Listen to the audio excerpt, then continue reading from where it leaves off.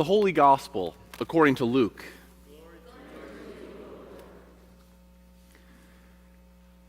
John said to the crowds that came out to be baptized by him, "You brood of vipers, who warned you to flee from the wrath to come?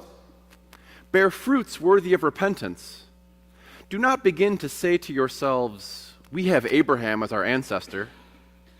For I tell you, God is able from these stones to raise up children to Abraham. Even now the axe is lying at the root of the trees. Every tree, therefore, that does not bear good fruit is cut down and thrown into the fire." The crowds asked him, "What then should we do?" In reply, John said to them, "Whoever has 2 coats must share with anyone who has none, and whoever has food must do likewise." Even tax collectors came to be baptized, and they asked him, "Teacher, what should we do?" He said to them, "Collect no more than the amount prescribed for you." Soldiers also asked him, "And we, what should we do?" John said to them, "Do not extort money from anyone by threats or false accusation, and be satisfied with your wages." As the people were filled with expectation, and all were questioning in their hearts concerning John, whether he might be the Messiah, John answered all of them by saying, "I baptize you with water, but one who is more powerful than I is coming. I am not worthy to untie the thong of his sandals. He will baptize you with the Holy Spirit and fire. His winnowing fork is in his hand to clear his threshing floor and to gather the wheat into his granary. But the chaff he will burn with unquenchable fire." So, with many other exhortations, John proclaimed the good news to the people. The Gospel of the Lord. Praise to you, Lord.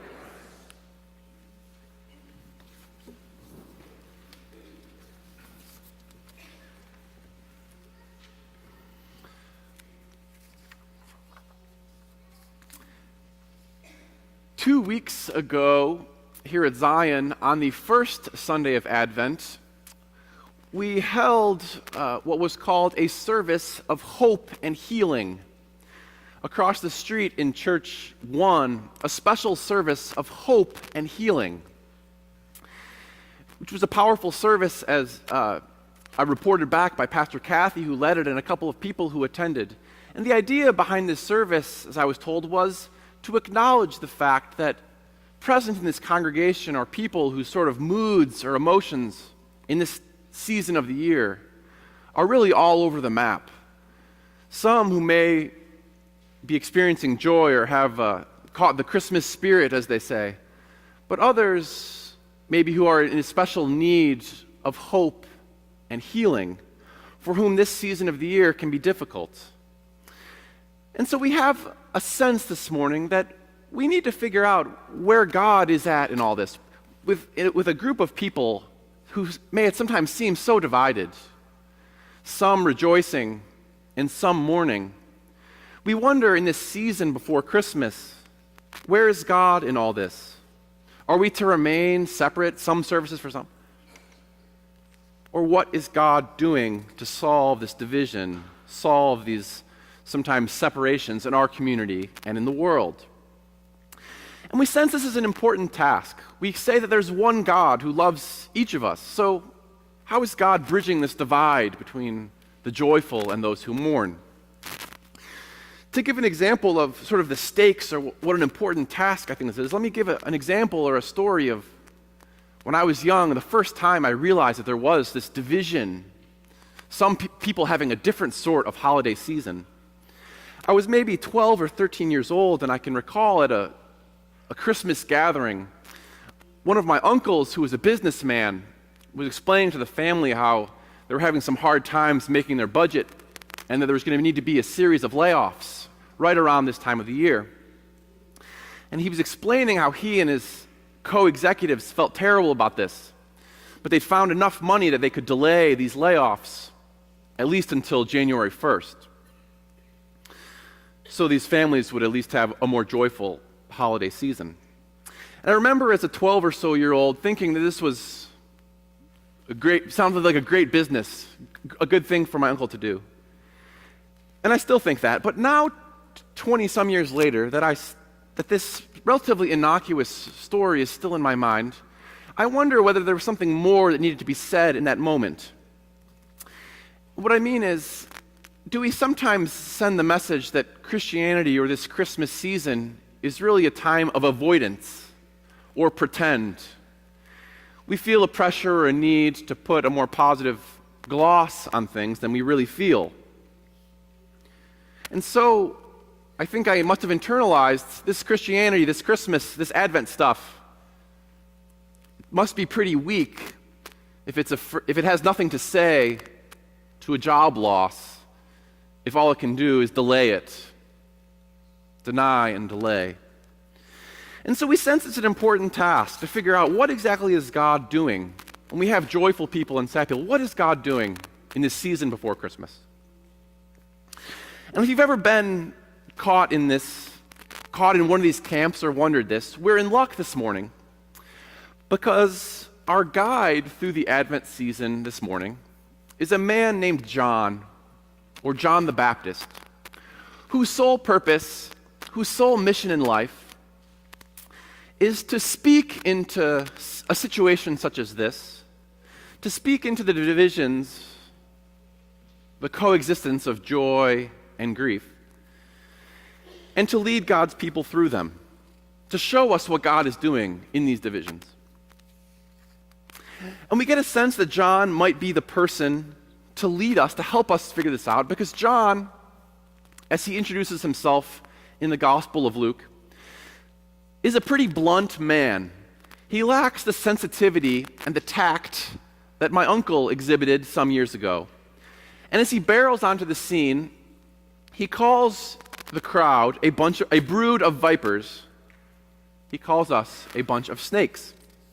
And so we sense that John is going to dive into this pressure-filled. John's not afraid of diving into this tension. John's going to confront this head on. And we listen to see how God might be present among people so different, the joyful and the sad. And John seems like enough of a truth teller or a blunt enough guy to maybe lead us through this. Now, when John quickly gets to the point, what he shows us is that this Advent season, this time before Christmas, the walls that would separate the joyful and the sad, these walls are coming down. And it's a massive time of movement, an overturning. People are going to be going in all different directions. And we get a sense that this is going to happen because an odd thing happens.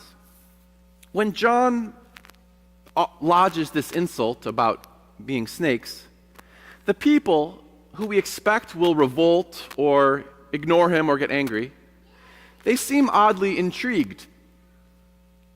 They want to know more. They sense some brokenness in the world, these separate camps of people. And they want to know what God's doing. And so group after group of people come up to John, wondering if God's going to do anything. What should we do now? What should we do, they say to John, in this season before Christmas? And John describes a period of movement and transformation, where people with joys and concerns, their wealth and their poverty, are going to be laid bare for all to see. This amazing redistribution of wealth and joy, where a person who has 2 coats will give one to somebody who has none.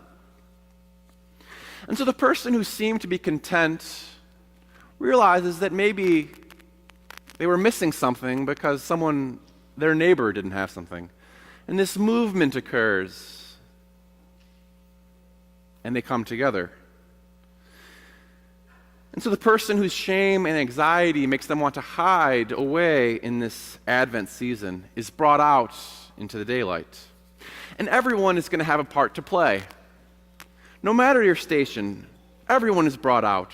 And so the tax collectors come out and they ask the same question. What should we do? And John says now they're going to start treating people fairly. And the soldiers who've used their power to terrorize and persecute the Jewish people, all of a sudden they're going to become peacemakers. And all these separate people are being brought together.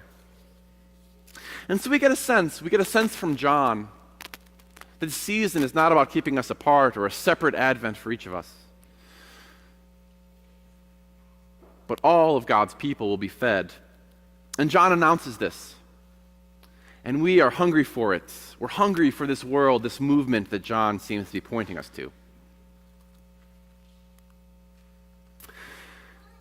Now, a danger, though, of all of this human activity, all this giving, all this human activity, it may be that it makes us think that this Christmas season, this Advent season, is primarily about us and our power to organize our lives properly.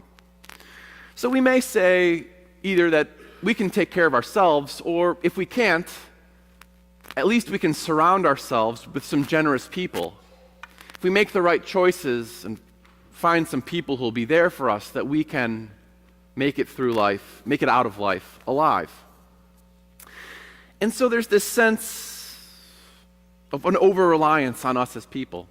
And this over-reliance or arrogance is brought out in this passage as the people, having heard about this new world order that John calls us to, thinks that people are going to make it happen. And so they want to worship John. Because John has these great insights.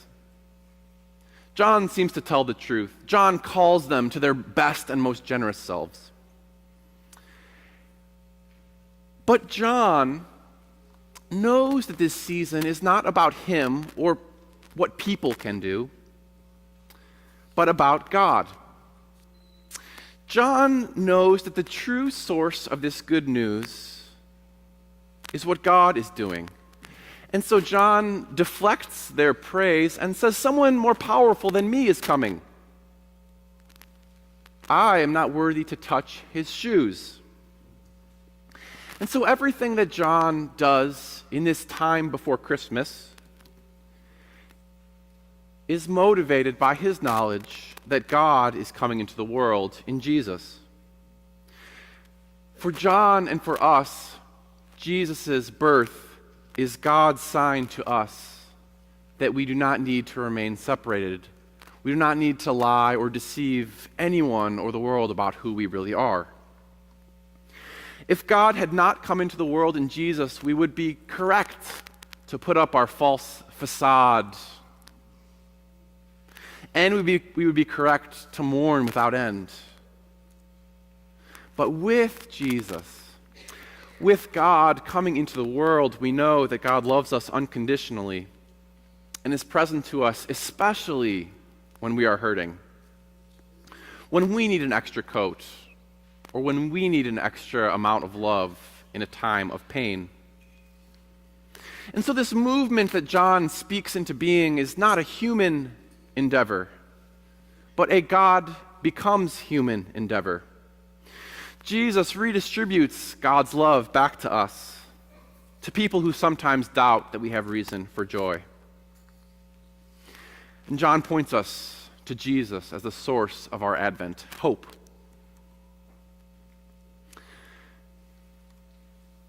Now, none of this, however, means that we don't have a role to play.